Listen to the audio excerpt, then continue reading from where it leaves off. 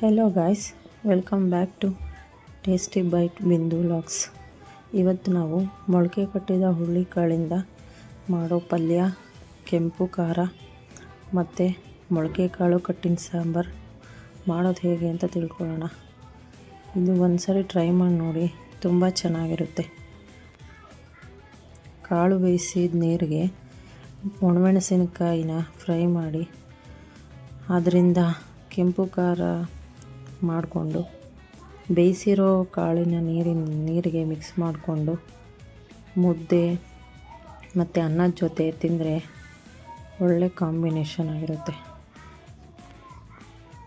ಮೊದಲಿಗೆ ಇದನ್ನು ಹೇಗೆ ಮಾಡೋದಂತ ನೋಡ್ಕೊಂಬರೋಣ ಬನ್ನಿ.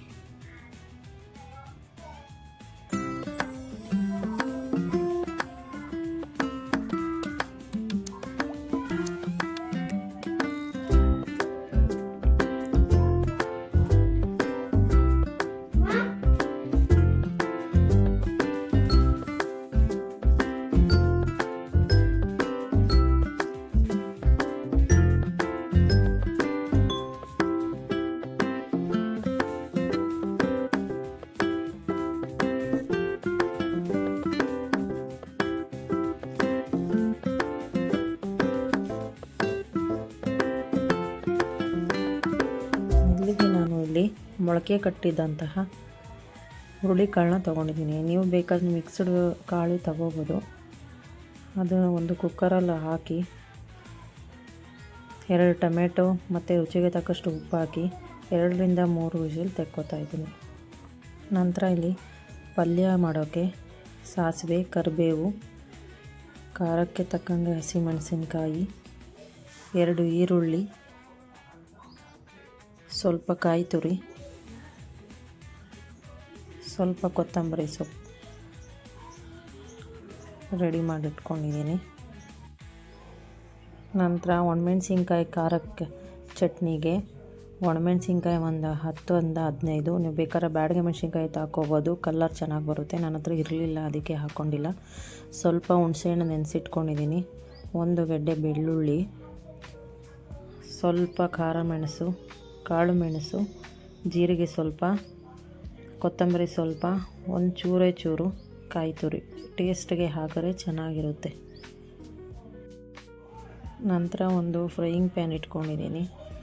ಮೆಣಸಿನ್ಕಾಯಿನ ಸ್ವಲ್ಪ ಲೈಟಾಗಿ ಫ್ರೈ ಮಾಡ್ಕೊಬೇಕು. ಹಸಿದಾಕಿದ್ರೆ ಅದು ಅಷ್ಟು ಟೇಸ್ಟಿಯಾಗಿರಲ್ಲ. ಅದಕ್ಕೆ ಒಂದು 1/2 ಸ್ಪೂನ್ ಆಗಷ್ಟು ಅಡುಗೆ ಎಣ್ಣೆ ಹಾಕೋತಾ ಇದ್ದೀನಿ.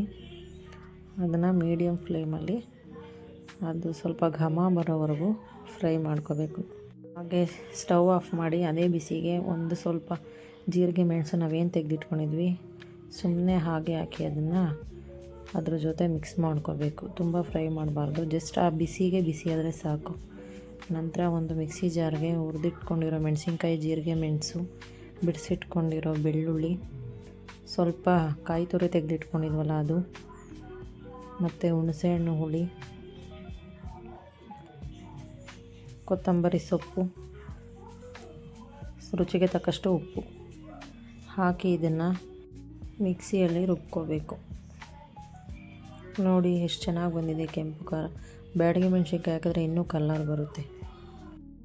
ಅದೇ ಫ್ರೈಯಿಂಗ್ ಪ್ಯಾನ್ ಇಟ್ಟು ಸ್ವಲ್ಪ ಅದಕ್ಕೆ ಆಯಿಲ್ ಹಾಕಿ ಒಗ್ಗರಣೆಗೆ ಸಾಸಿವೆ, ಕರಿಬೇವು, ಸ್ವಲ್ಪ ಹೆಚ್ಚಿಟ್ಕೊಂಡಿರೋಂಥ ಈರುಳ್ಳಿ ಮತ್ತು ಮೆಣಸಿನ್ಕಾಯಿ ಹಾಕ್ಬೋದು. ನೀವು ಒಣಮೆಣಸಿನ್ಕಾಯಿ ಬೇಕಾದರೂ ಹಾಕ್ಕೋಬೋದು. ಈರುಳ್ಳಿ ಮತ್ತು ಮೆಣಸಿನ್ಕಾಯಿ ಚೆನ್ನಾಗಿ ಫ್ರೈ ಆಗಬೇಕು. ಫ್ರೈ ಆದ ನಂತರ ತುರಿದಿಟ್ಕೊಂಡಿರೋ ಕೊಬ್ಬರಿ ಮತ್ತು ಕೊತ್ತಂಬರಿ ಹಾಕಿ ಫ್ರೈ ಮಾಡ್ಕೋಬೇಕು. 1-2 ಮಿನಿಟ್ಸ್ ಮಾಡಿಕೊಂಡ್ರೆ ಸಾಕು.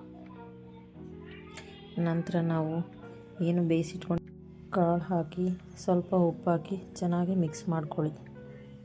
ನಾವೇನು ಖಾರ ರುಬ್ಬಿದ್ವಲ್ಲ ಆ ಖಾರನ ತೆಗೆದಿಟ್ಟು ಅದೇ ಮಿಕ್ಸಿ ಜಾರ್ಗೆ ಬೇಯಿಸಿದಂಥ ಟೊಮೊಟೊ ಹಾಕಿ ರುಬ್ಬಿ ಆ ಕಟ್ಟಿನ ನೀರಿಗೆ ಹಾಕಿ ಮಿಕ್ಸ್ ಮಾಡಿಕೊಂಡು ಒಂದು ಕುದಿ ಕುದಿಸಿದ್ರೆ ಸಾಂಬಾರು ಕಟ್ಟು ರೆಡಿ ಆಯಿತು, ಪಲ್ಯನೂ ರೆಡಿಯಾಗಿದೆ. ಇದನ್ನು ಬಿಸಿ ಬಿಸಿ ಮುದ್ದೆ ಅನ್ನದ ಜೊತೆ ಆ ಬೇಳೆಕಟ್ಟಿನ ನೀರು ಹಾಕ್ಕೊಂಡು ಖಾರ ಹಾಕ್ಕೊಂಡು ಬೇಕಿದ್ರೆ ಸ್ವಲ್ಪ ತುಪ್ಪ ಹಾಕ್ಕೋಬೋದು. ತುಂಬ ಟೇಸ್ಟಿಯಾಗಿರುತ್ತೆ. ತುಂಬ ಯಾವಾಗೂ ಬೇರೆ ಬೇರೆ ಥರ ಸಾಂಬಾರು ತಿಂದಿರ್ತೀರ, ಇದನ್ನೊಂದು ಸರಿ ಟ್ರೈ ಮಾಡಿ. ಮುದ್ದೆ ಜೊತೆ ಕಾಂಬಿನೇಷನ್ ತುಂಬ ಚೆನ್ನಾಗಿರುತ್ತೆ. ಒಮ್ಮೆ ಟ್ರೈ ಮಾಡಿ. ಪ್ಲೀಸ್ ನನ್ನ ಚಾನಲ್ನ ಸಬ್ಸ್ಕ್ರೈಬ್ ಮಾಡಿ, ಫಾಲೋ ಮಾಡಿ, ಲೈಕ್ ಮಾಡಿ, ಬೆಲ್ ಐಕಾನ್ ಕ್ಲಿಕ್ ಮಾಡಿ.